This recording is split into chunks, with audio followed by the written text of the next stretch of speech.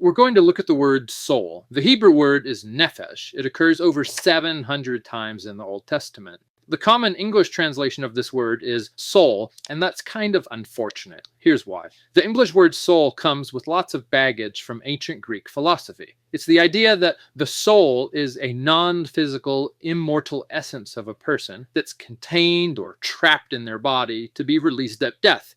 It's a ghost in the machine kind of idea. This notion is totally foreign to the Bible. It's not at all what nephesh means in biblical Hebrew. The most basic meaning of nephesh is throat. Like when the Israelites are wandering in the wilderness, they're hungry and thirsty, and they say to God, "We miss the cucumbers and melons we had in Egypt. Now our nephesh has dried up." Or when Joseph was hauled off into slavery in Egypt, his nephesh was put into iron shackles. But nephesh doesn't only mean throat. Since your whole life and body depend on what comes in and out of your throat, nephesh could also be used to refer to the whole person. Like in Genesis, there were 33 nephesh in Jacob's family, that is, 33 people.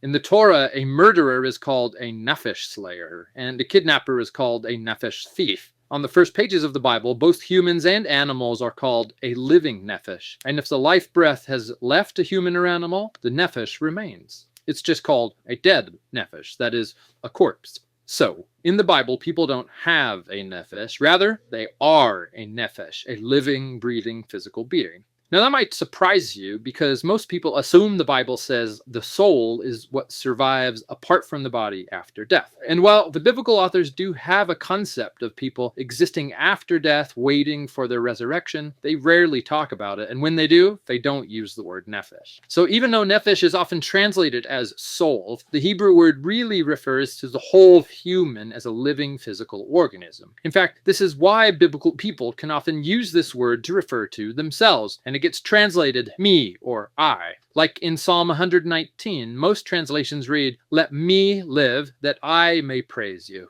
In Hebrew, the poet literally says, "Let my nephesh live that it may praise you." By using nephesh, the poet emphasizes that their entire being, their life and their body, offers thanks to God. In the Song of Songs, the young woman constantly refers to her lover as the one my nephesh loves. And of course, love isn't just an intellectual experience, it's an emotion that activates your whole body, your entire nephesh. This helps us understand the brilliance of other biblical poets who could combine multiple meanings of nephesh in one place. Like in Psalm 42, we read, "As the deer pants for the water, so my nephesh pants after you, or my nephesh thirsts for the living God."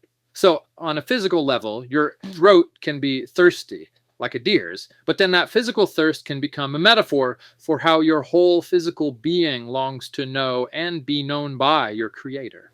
Which brings us all the way back to the Shema. To love God with all of your nephesh means to devote your whole physical existence to your Creator, the one who granted us these amazing bodies in the first place. It's about offering your entire being with all of its capabilities and limitations in the effort to love God and to love your neighbor as yourself. And that's the Hebrew word for soul.